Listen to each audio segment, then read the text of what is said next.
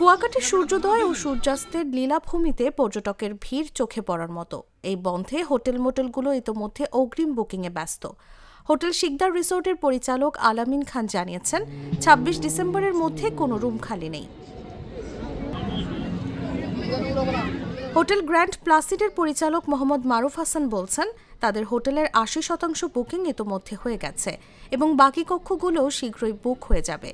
পর্যটকদের সেবার জন্য বাড়তি প্রস্তুতি নেওয়া হয়েছে।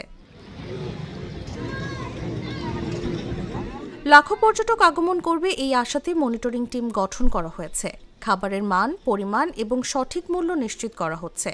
কেউ যেন হয়রানি না হয় সেদিকে সংশ্লিষ্ট কর্তৃপক্ষের আছে নজরদারি। কুয়াকাটায় মোট ২০০টির বেশি আবাসিক হোটেল মোটেল রয়েছে। ট্যুরিস্ট পুলিশের সহকারী সুপার হাবিবুর রহমান জানিয়েছেন, উৎসব ও পর্যটকের চাপ মোকাবেলায় তারা সর্বদা প্রস্তুত।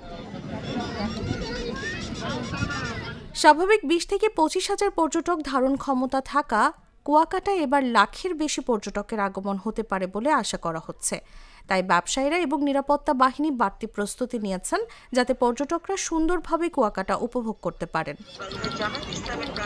নিউজ ডেস্ক, জাগো নিউজ।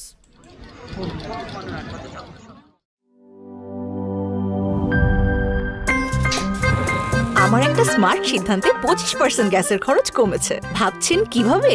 সাধারণ গ্যাস স্টোভ বদলে আমি এনেছি আরএফএল গ্যাস স্টোভ। এর সাইন্টিফিক নজল ও ব্রাস বার্নার ক্যাপ সমানভাবে তাপ ছড়িয়ে রান্না করে দ্রুত।